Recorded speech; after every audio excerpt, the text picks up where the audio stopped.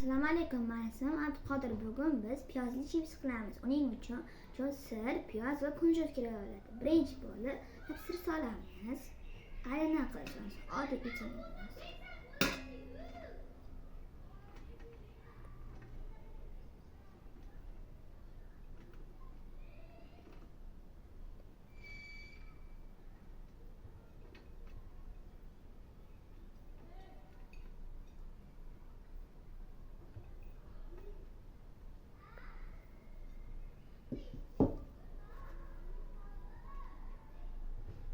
Keyin piyoz solamiz.